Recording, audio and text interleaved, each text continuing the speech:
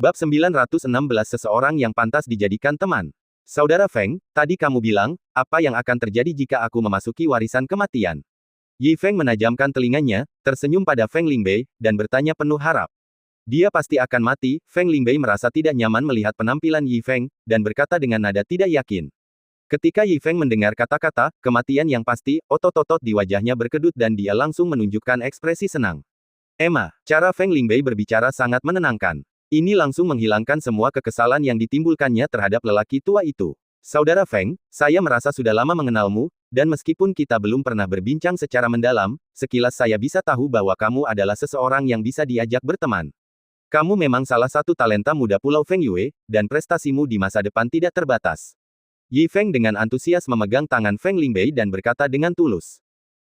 Feng Lingbei tiba-tiba tidak tahu harus berbuat apa dengan tangan dan kakinya. Terutama saat dia merasakan ketulusan dan antusiasme Yi Feng tanpa kepalsuan, dia merasa sedikit malu sejenak. Karena pertaruhan antara Feng Qianyu dan Bai Ji, meskipun dia mengetahui dari Feng Qianyu bahwa identitas dan kekuatan Yi Feng luar biasa, dia sebenarnya selalu memiliki prasangka buruk terhadap Yi Feng, dan sikapnya tidak terlalu baik. Namun dia tidak pernah menyangka bahwa orang ini akan membalas kejahatan dengan kebaikan. Dia bukan saja tidak menyalahkannya, tetapi dia juga memujinya dengan begitu tenang dan tulus. Rasa bersalah membuncah dalam hatiku. Terima kasih atas pujiannya. Lingbei tidak pantas menerimanya. Feng Lingbei berkata cepat, Kakak Feng, aku tidak pantas menerimanya. Berdasarkan kekuatan dan senioritas, aku seharusnya memanggilmu senior, tetapi senior memiliki pikiran yang luas. Aku sangat tidak sopan kepadamu, tetapi kamu tidak hanya tidak menyalahkanku, kamu juga sangat memujiku. Itu benar-benar membuat junior ini malu. Saat dia berbicara, Feng Lingbei menundukkan kepalanya karena malu. Hei, apa yang kau bicarakan? Bagaimana mungkin aku menyalahkanmu untuk masalah sekecil ini? Tapi dari pembicaraan kita, ku dengar bahwa kakak Feng tidak hanya mudah bergaul, tetapi juga orang yang berkarakter. Dengan karaktermu, kau akan mencapai hal-hal hebat di masa depan. Yi Feng berkata dengan kagum. Feng Lingbei sangat tersentuh. Meskipun dia dan Feng Qianyu adalah saudara kandung, dia selalu didominasi oleh saudara perempuannya. Sejak kecil ayahnya sangat keras padanya dan mengatakan bahwa dia memiliki sifat tidak sabaran dan tidak akan pernah mencapai sesuatu yang hebat. Meskipun sekarang ia mengikuti kakaknya untuk menjadi murid kepala pulau, sebagian besar kualifikasinya diperolehnya karena kakaknya. Kalau kita bicara soal bakat di bidang kultivasi, dia cuma pas-pasan saja. Dalam keadaan normal, orang-orang yang baru saja memasuki ambang pintu tidak akan pernah menjadi murid penguasa pulau. Meskipun dia menjadi murid penguasa pulau sesuai keinginannya, dia biasanya adalah orang yang paling tidak mencolok dan yang terakhir di antara murid-murid lainnya. Sang guru pun mengabaikannya dan meninggalkannya sendirian. Dari kecil sampai dewasa, tidak ada seorang pun yang pernah memujinya. Jadi sebenarnya dia punya rasa rendah diri di dalam hatinya. Tetapi hari ini dia tidak pernah menyangka akan menerima pujian seperti itu dari Yi Feng. Akhirnya seseorang mengerti aku, akhirnya seseorang dapat melihat nilaiku. Dia sepertinya melihat cahaya, dan Yi Feng adalah cahaya ini. Air mata perlahan-lahan menggenang di matanya. Tergerak oleh hatinya, dia jatuh berlutut sambil mengeluarkan bunyi plop. Senior, Feng Lingbei bersedia melayani Anda setiap saat. Jika Anda punya instruksi, berikan saja perintah kepada saya. Feng Lingbei berlutut di tanah dengan sikap tulus. Tindakan Feng Lingbei yang tiba-tiba membuat Yi Feng lengah. Orang ini, hanya beberapa kata pujian untuknya, reaksi ini terlalu besar, di samping. Feng Qianyu juga mengeluarkan suara, oh. Ekspresi tidak percaya. Dari apa yang dia ketahui tentang kakaknya, dia biasanya cukup sombong, dan bahkan tidak mendengarkan kata-kata ayahnya di masa lalu. Namun dia berlutut dan memohon pada Yi Feng, orang yang seharusnya memiliki prasangka buruk padanya, untuk melayaninya. Dia tiba-tiba tidak dapat memahami adiknya. Saudara Feng, mengapa kamu melakukan ini? Sama sekali tidak perlu menunjukkan kesopanan seperti itu. Yi Feng buru-buru membantu Feng Lingbei berdiri. Namun, semakin sopan Yi Feng, semakin tersentuh pula Feng Lingbei. Jangan khawatir, senior. Aku akan berusaha sebaik mungkin untuk membantumu menerima warisan ini dengan sukses. Feng Lingbei berkata, meskipun aku belum pernah memasuki warisan ini, bagaimanapun juga aku berasal dari Pulau Feng Yue. Pemahamanku tentang warisan ini lebih baik daripada orang biasa. Aku akan menulis daftar tindakan pencegahan dan bahaya untukmu. Tidak butuh bantuanmu. Yi Feng memegang dahinya dengan canggung. Saya baru saja mengatakan bahwa anak ini memiliki bakat yang menjanjikan, kok tiba-tiba dia menjadi tumpul. Namun, Anda dapat menuliskan salinan tindakan pencegahan yang Anda sebutkan. Yi Feng tentu saja tidak ingin menghindari bahaya-bahaya itu, tetapi dia ingin tahu apa saja bahayanya sehingga dia dapat mengatasinya dengan lebih mudah ketika saatnya tiba. Baiklah, aku akan menuliskannya kepadamu segera setelah aku kembali. Ya, Yi Feng mengangguk dan memikirkan Bletilas Triata yang disebutkan Feng Lingbei. Ngomong-ngomong soal Baiji, orang macam apa dia? Yi Feng bertanya dengan rasa ingin tahu. Orang ini. Feng Lingbei mengerutkan kening dan berkata dengan sungguh-sungguh, orang ini sangat licik dan berbahaya, dan metodenya kejam. Dia akan melakukan apa saja untuk mencapai tujuannya. Aku tidak tahu berapa banyak orang yang telah disakitinya karena ini. Yang paling dia hargai adalah posisi penguasa pulau berikutnya, dan penerimaanmu atas warisan itu terkait dengan keberhasilan atau kegagalan kompetisi antara saudara perempuanku dan dia. Jika kau berhasil, posisi penguasa pulau berikutnya pasti akan menjadi milik adikku. Sebaliknya, jika kau gagal, penguasa pulau berikutnya tentu akan menjadi miliknya. Mengetahui bahwa Feng Qianyu tidak ingin menceritakan taruhannya, Feng Lingbei tidak menjelaskannya. Jadi singkatnya, saat kamu menerima warisan kali ini, Baiji pasti akan membuat beberapa perubahan. Mendengar ini, Yi Feng mengangkat alisnya. Licik dan licik, dia akan melakukan apa saja untuk mencapai tujuannya.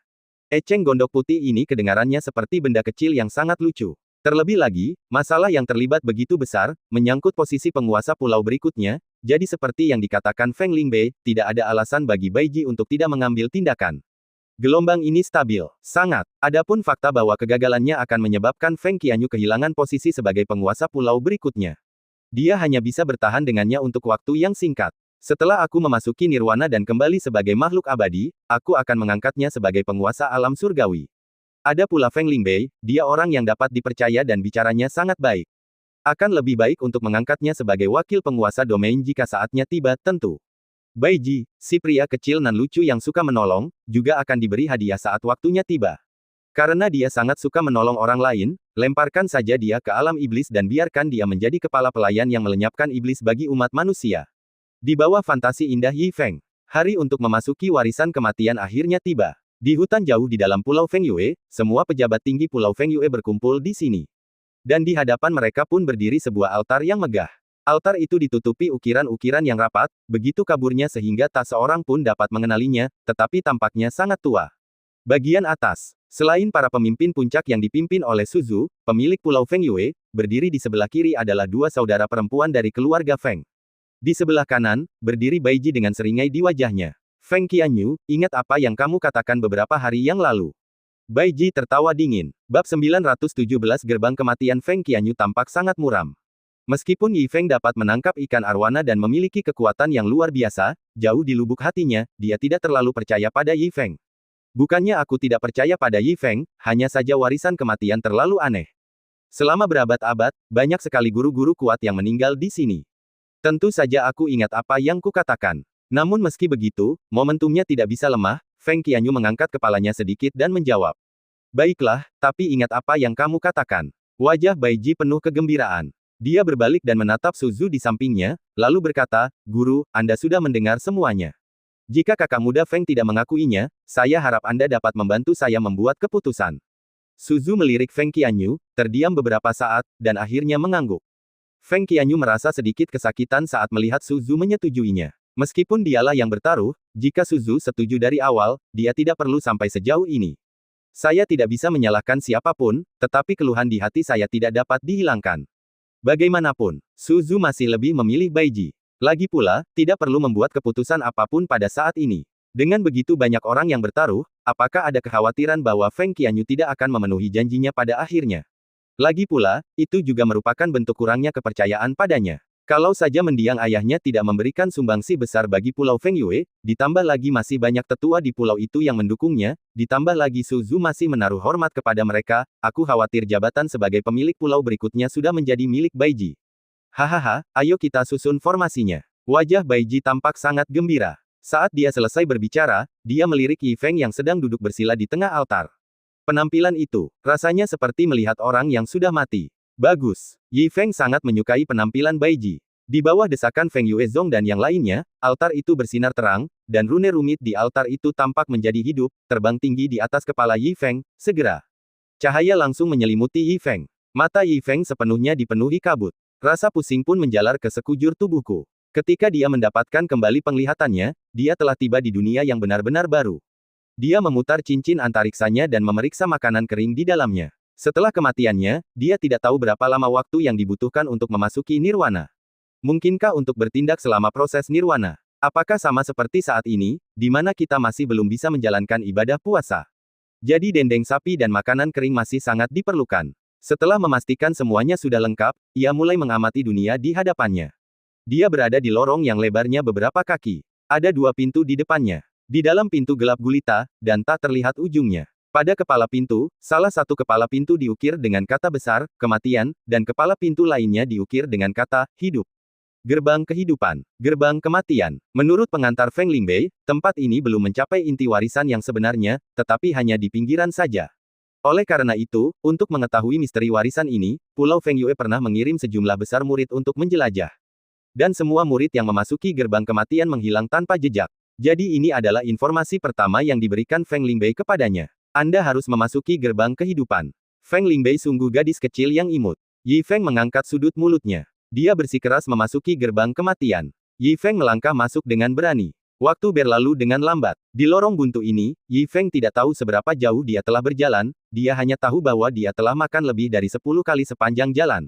Namun bahaya yang diharapkan tidak pernah datang. Sial, apa yang terjadi? Di mana gerbang kematian? Yi Feng sudah kelelahan. Bahayanya belum datang, jadi dia mulai mengumpat. Bagaimana dengan trik Baiji? Yi Feng tampak tertekan. Tetapi dia tidak tahu bahwa meskipun Baiji ingin melakukan sesuatu, dia tidak akan pernah berani memasuki gerbang kematian, jadi semua jebakan dan bahayanya dipasang di gerbang kehidupan.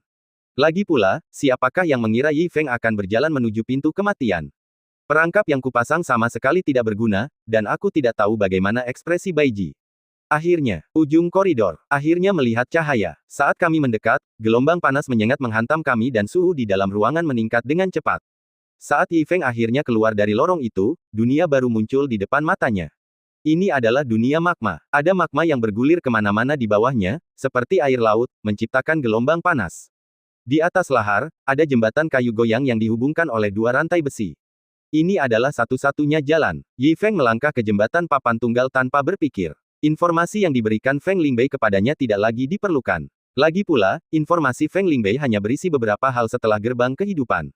Dia tidak tahu apapun tentang gerbang kematian. Tapi itu sudah cukup. Karena tempat di depanku terlihat sangat berbahaya, aku pasti akan segera mati. Yi Feng berjalan di sepanjang jembatan papan tunggal. Setelah berjalan beberapa saat, dia menemukan banyak tulang putih tergeletak di jembatan. Yi Feng berjongkok untuk menyelidiki. Dari tanda di senjata mereka, dapat diketahui bahwa mereka adalah pengikut Pulau Feng Yue. Mereka pastilah murid-murid yang disebutkan Feng Lingbei yang dikirim ke gerbang kematian untuk menyelidiki. Selain para pengikut tersebut, mayat orang-orang yang bukan pengikut Pulau Feng Yue juga terlihat berpasangan dan bertiga. Mereka pastilah para kultivator yang datang sebelumnya untuk menerima warisan, dan mungkin mereka ingin mengambil pendekatan yang tidak konvensional, jadi mereka memasuki gerbang kematian. Dengan begitu banyak mayat, tampaknya jembatan ini sangat berbahaya. Yi Feng berjalan dengan berani di sepanjang jembatan papan tunggal, menunggu kematian datang kapan saja. Jalan-jalan ini berlangsung seharian penuh. Pada hari itu, ia melihat banyak kerangka di jembatan papan tunggal itu. Begitu banyak orang meninggal di sini. Yi Feng tidak dapat menahan diri untuk tidak mendesah. Namun tiba-tiba, dia menemukan mayat lain di depannya. Mayat ini, mata Yi Feng terbelalak. Karena dia ingat kalau dia pernah melewati tempat itu sehari yang lalu dan bahkan memeriksa mayat itu.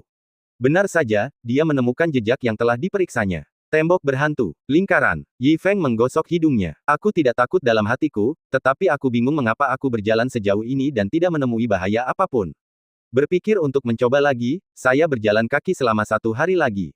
Sehari kemudian, Yi Feng kembali ke tempat yang sama. Brengsek, ini siklus ringan dan tidak berbahaya. Apa yang harus saya lakukan? Yi Feng mengerutkan kening. Ia tidak ingin berjalan-jalan lagi, hanya untuk berakhir kembali di tempat ia memulainya tanpa bahaya apapun. Hah! Namun, Yi Feng tiba-tiba menemukan bahwa semua mayat itu memiliki beberapa karakteristik. Tampaknya tidak ada seorang pun yang ingin jatuh ke magma. Beberapa orang bahkan mengikat dirinya dengan rantai, dan tampaknya mereka melakukannya sebelum mereka meninggal. Mereka hampir mati tetapi masih tidak mau jatuh ke dalam lahar. Lalu lahar ini, apakah ada sesuatu yang membuat mereka takut? Mata Yi Feng berbinar. Sungguh, di dalam magma yang menciptakan gelombang besar, samar-samar terlihat makhluk-makhluk besar berenang lewat.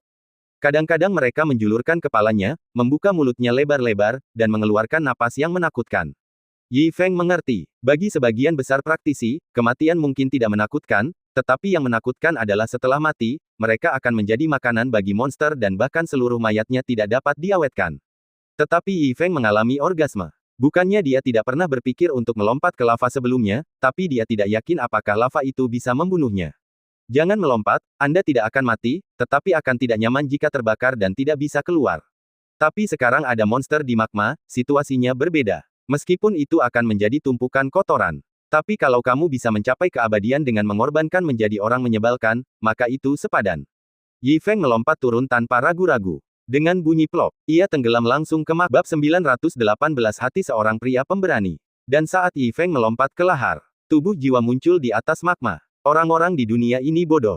Warisan yang sangat sederhana, tetapi belum ada yang mendapatkannya sejauh ini. Silsilah keberanian mudah diucapkan, tetapi sulit diucapkan. Anak ini adalah anak pertama yang melompat dengan sangat bersih sejak adanya warisan. Terlahir kembali saat menghadapi kematian adalah inti dari keberanian. Namun, ini saja tidak cukup. Jika kamu bisa melewati beberapa level terakhir, kamu akan menjadi pejuang sejati. Tubuh jiwa kemudian menghilang. Saat Yi Feng mengira dia akan mencapai tingkat lebih tinggi, dia tidak pernah menyangka perubahan total dan drastis akan menimpanya. Momen berikutnya, pemandangan di hadapanku berubah dan aku tiba di dunia yang benar-benar baru. Dia datang ke aula yang megah. Apa-apaan? Apa yang terjadi dengan kematian yang disepakati akibat lava dan dimakan oleh monster? Yi Feng mengumpat dengan wajah muram. Ia tidak pernah menyangka bahwa bukan saja ia tidak mati, tetapi ia juga diteleportasi ke tempat baru. Mungkinkah saya memasuki level berikutnya secara tidak sengaja? Yi Feng bergumam pada dirinya sendiri dengan ekspresi tertekan di wajahnya. Dia memiringkan kepalanya untuk melihat. Benar saja, ada sebuah prasasti batu di sampingnya. Prasasti batu itu dengan jelas menyampaikan kepada Yi Feng bahwa dia baru saja melewati satu level. Dengan palu batu, wajah Yi Feng sangat gelap. Kata-kata burukku sendiri benar-benar menjadi kenyataan. Saya tidak menyangka kalau desain level ini begitu tidak terduga. Tak heran jika para praktisi sebelumnya tidak dapat lulus dalam ujian. Mereka semua mungkin berpikir tentang cara menghancurkan formasi reinkarnasi di jembatan papan tunggal, tetapi tidak seorang pun pernah berpikir untuk melompat ke magma. Yi Feng duduk di aula untuk waktu yang lama sebelum mencerna hasil buruk ini. Lalu dia berdiri lagi dan bersiap untuk mencoba lagi. Ia memandang sekeliling aula itu dan mendapati ada lorong lurus ke empat arah aula itu, yakni timur, selatan, barat, dan utara. Di pintu masuk setiap lorong, ada prasasti batu kuno. Yi Feng berjalan menuju ke empat lorong itu satu persatu dan memeriksanya satu persatu. Jalan di sebelah timur disebut Wealth. Menurut prasasti batu tersebut, seseorang dapat memperoleh kekayaan yang jauh melampaui langit dengan memasukinya. Yi Feng hampir menjadi cemburu. Seolah-olah kristal peri yang berkilau itu melambai padanya lagi. Tidak, saya orang yang berprinsip. Yi Feng mencubit dirinya sendiri dan berjalan ke lorong selatan. Jalur selatan disebut budidaya. Menurut prasasti batu, di ujung lorong terdapat pil Tongtian. Mengonsumsi pil ini dapat membantu Anda maju ke tiga alam utama secara langsung pada tingkat kultivasi apapun. Yi Feng bahkan tidak melihatnya. Aku hampir abadi, mengapa aku meminta tiga alam besar? Kemudian tibalah pada jalan menuju ke arah barat yang disebut keindahan. Begitu Anda memasukinya, Anda akan dapat memperoleh tubuh pesona alami, dan nilai pesona Anda akan meningkat hingga batasnya. Memiliki tubuh seperti ini akan membuat Anda sangat menarik bagi lawan jenis, dan kemudian semua jenis pendeta cantik akan mendatangi Anda.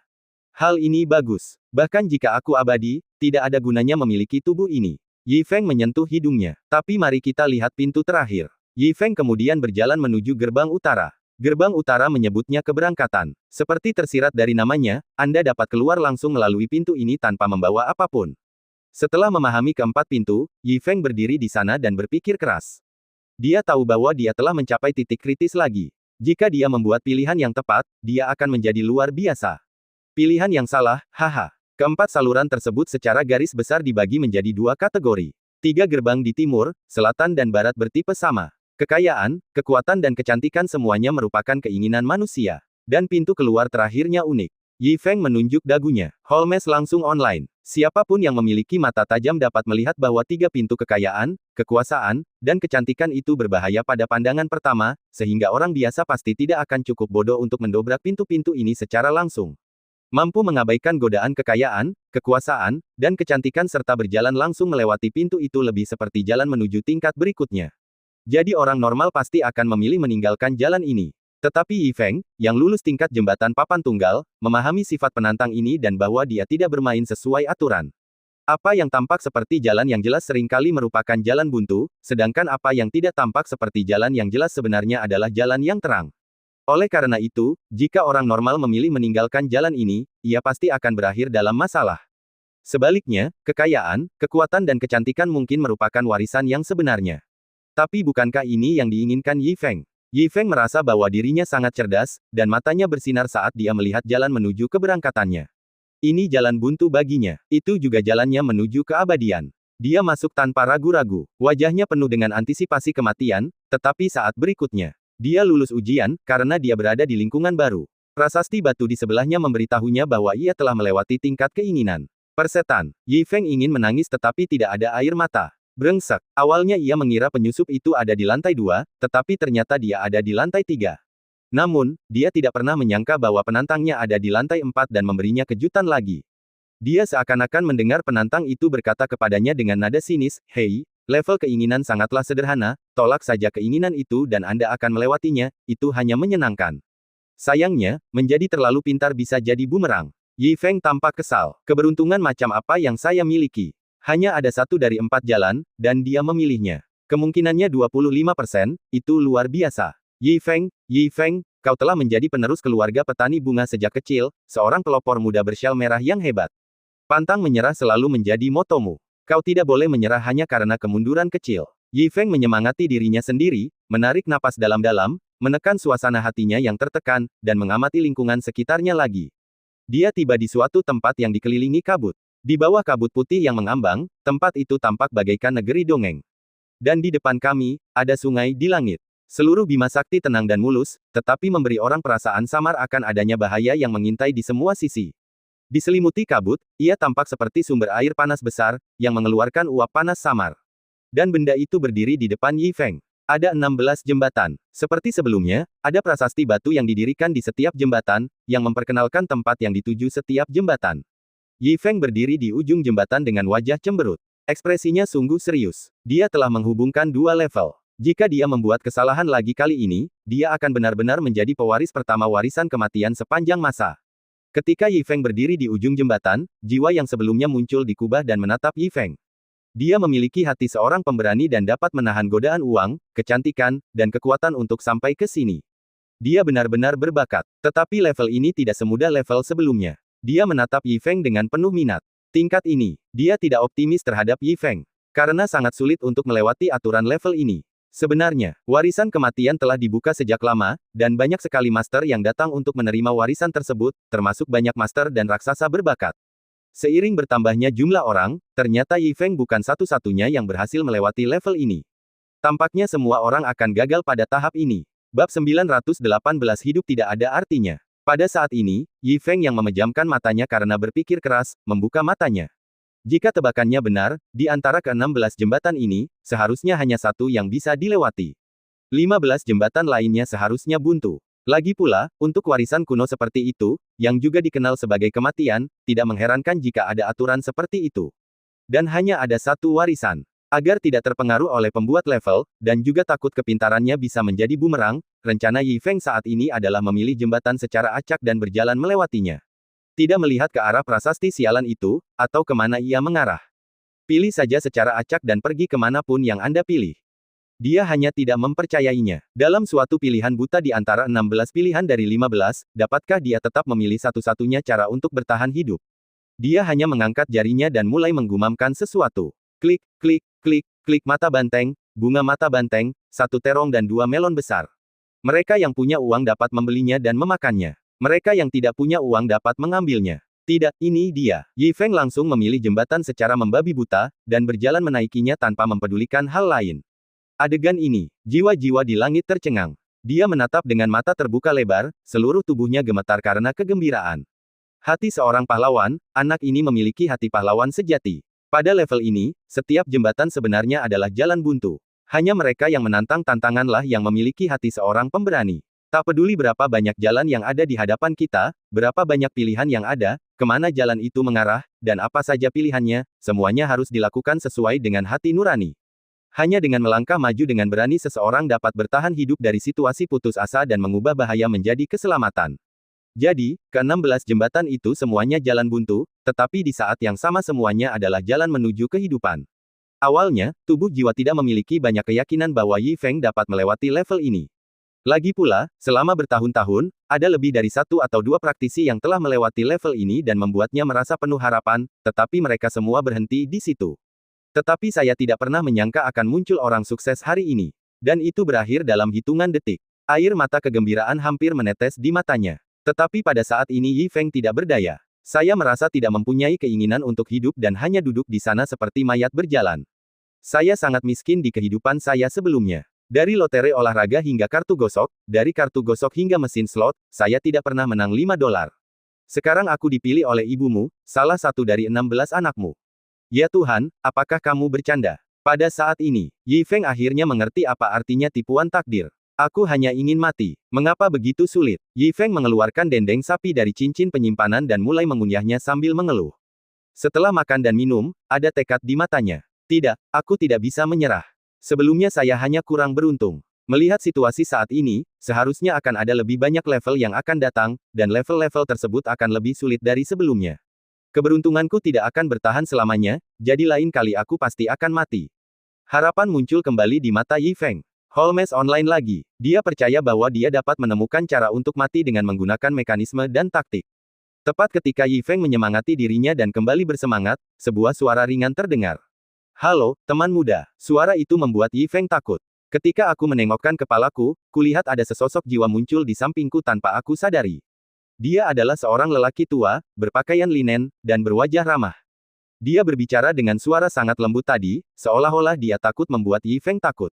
Siapa kamu? Yi Feng berkedip. Namaku Renyong, dan aku adalah penguasa warisan ini. Aku datang ke sini untuk memberitahu kalian, selamat, kalian telah lulus ujian dan dapat memperoleh warisanku. Orang tua itu membelai jenggotnya, tersenyum, dan langsung memberitahu Yi Feng kabar baik itu. Ah! Yi Feng tertegun saat mendengarnya, tidak, aku masih di level itu sekarang. Bukankah aku harus melewatinya lagi? Orang tua itu tersenyum misterius. Meskipun secara tegas, Yi Feng tidak menyelesaikan level tersebut, namun itu tidak berarti banyak lagi baginya. Ketika Yi Feng melewati 16 jembatan abadi, dia telah mengidentifikasi Yi Feng. Level berikutnya tidak penting. Anda sudah melewatinya. Orang tua itu melambaikan tangannya, dan pemandangan di matanya mulai menghilang dengan kecepatan yang terlihat oleh mata telanjang. Hei, jangan, aku belum menyelesaikan level ini, aku belum memenuhi syarat. Yi Feng mengulurkan tangannya dan berteriak, tetapi melihat level di depannya dan bahaya yang dia duga menghilang tanpa jejak, dan berubah menjadi ruang batu seluas lebih dari 10 meter persegi. Ruang batu itu ditutupi jaring laba-laba dan memiliki perabotan sederhana. Sebuah meja dan sebuah bangku. Di atas bangku itu tergeletak sebuah kerangka. Yi Feng melihat sekelilingnya dengan bingung. Suara lelaki tua itu tadi terdengar lagi. Temanku, tak perlu mencari lagi. Mayat yang kau lihat itu tak lain adalah aku. Dan percakapan denganmu hanyalah sebuah pemikiran yang kutinggalkan saat aku masih hidup. Sejujurnya, memang ada banyak level yang akan datang. Tapi aku tidak bisa menunggu lebih lama lagi. Jika aku terus menunggu, aku takut aku tidak akan pernah sampai di sana. Aku sudah lelah. Dan dalam hatiku, kau sudah pergi. Baiklah, berhenti bicara omong kosong. Izinkan aku memperkenalkan diriku lagi. Saya lahir sejuta tahun yang lalu sebagai orang suci. Saya menyadari bahwa keberanian adalah akar dari semua pencerahan, dan saya menjadi orang suci melalui keberanian. Warisan saya telah lama membentuk seperangkat baju besi yang berani. Saat ini, aku akan memberikan baju besiku yang berani kepadamu. Sangat mudah digunakan. Cukup gunakan pikiranmu untuk mengaktifkannya dan mengoperasikan energi spiritual, dan itu akan tampak melindungimu. Tentu saja, itu juga dapat melindungi tuannya sendiri saat kamu dalam bahaya dan tidak punya waktu untuk mengalihkan perhatian. Singkatnya, dengan itu, Anda dapat melangkah maju di jalan seorang pemberani. Tidak ada yang dapat menggoyahkan Anda kecuali orang suci. Apa? Yi Feng tertegun. Dengan wajah getir, dia menolak dengan keras, tidak. Namun sebelum dia selesai berbicara, dia merasakan penghalang tak terlihat datang dari mayat itu, jatuh ke tubuh Yi Feng dan menyatu dengannya. Temanku, aku tidak akan mengatakan apapun lagi kepadamu. Setelah baju zirah ini diberikan kepadamu, baju zirah ini tidak lagi memiliki kekuatan untuk mendukung keinginanku. Saya senang menyampaikannya kepada Anda hari ini. Aku percaya padamu untuk jalan di depan. Setelah mengatakan itu, suara itu terdiam. Hai, Tuan, jangan pergi. Bertahanlah sedikit lagi, kau bisa melakukannya, ayo. Hei, bahkan jika kau tidak bisa melakukannya, lepaskan baju zirahku. Saya tidak menginginkannya. Yi Feng begitu cemas hingga dia melompat berdiri, brengsek. Sudah cukup sulit baginya untuk mati sekarang. Orang tua itu pun memberinya baju zirah yang gagah berani, yang tidak dapat digoyahkan oleh siapapun yang berada di bawah tingkatan orang suci. Bukankah ini penipuan? Lalu bagaimana dia bisa mati? Orang tua, jangan mati, bangun. Yi Feng bergegas ke kerangka itu, mencengkeramnya dengan kedua tangan, dan mengguncang tubuhnya. Tetapi kepala tengkorak itu hampir terguncang, tetapi suara lelaki tua itu tidak pernah terdengar lagi, seolah-olah tidak pernah muncul. Setelah berjuang sekian lama, Yi Feng sudah putus asa. Duduk di sudut dengan bingung. Matanya kosong dan dia merasa tidak ada lagi yang bisa dijalani. Kali ini, dia datang ke sini hanya untuk mencari kematian. Namun dia tidak mati, malah dia mendapat seperangkat baju zirah prajurit. Apa yang akan terjadi di masa depan? Bab 920 terlalu sok penting. Sudah sebulan, Feng Qianyu, menyerahlah. Di samping altar, semua orang dari Sekte Feng Yue telah duduk bersila di luar sejak Yi Feng memasuki warisan. Ketika batas waktu 1 bulan tiba, Bai Ji membuka matanya dengan seringai di wajahnya. Feng Qianyu mengerutkan kening dan tetap diam. Wajah cantik itu tampak jelek. Ia juga tahu bahwa jika tidak ada pergerakan selama sebulan, kemungkinan besar gerakan itu gagal. Baru sebulan berlalu. Bai Ji, jangan terlalu cepat senang. Feng Qianyu tetap diam, tetapi Feng Lingbei di samping tidak dapat menahannya, jadi dia berdiri dan berkata langsung. Diam. Bai Ji menatap tajam ke arah Feng Lingbei, dan tekanan kuat pun turun di saat yang sama, kamu tidak berhak bicara di sini, diam saja. Kamu. Feng Lingbei sangat marah hingga giginya gatal, dan berkata dengan sungguh-sungguh, kalau begitu mari kita lihat siapa yang tertawa terakhir. Hahaha, siapa yang tertawa terakhir, kamu tidak tahu ini sudah akhir. Bai Ji berkata sambil mencibir. Cukup. Melihat Feng Lingbei ingin berbicara lagi, Feng Qianyu menghentikannya tepat waktu. Belajarlah lebih banyak dari kakakmu dan jangan terlalu gegabah. Lihatlah seberapa besar adikmu bisa menerima kekalahan. Lalu lihatlah siapa dirimu. Kau hanya mempermalukan dirimu sendiri dengan terus-terusan berteriak. Bai Ji mengejeknya tanpa menunjukkan wajah apapun. Dia mengabaikan gertakan gigi dan kebencian di mata Feng Lingbei dan mengalihkan pandangannya langsung ke Feng Qianyu. Apa maksudmu, Feng Qianyu? Sudah waktunya memenuhi janjimu, kan? Tanyanya dengan penuh semangat. Mendengar ini, wajah Feng Qianyu sepucat kertas putih. Dia menggigit bibir merahnya erat-erat dengan gigi mutiaranya, hatinya dipenuhi dengan keengganan.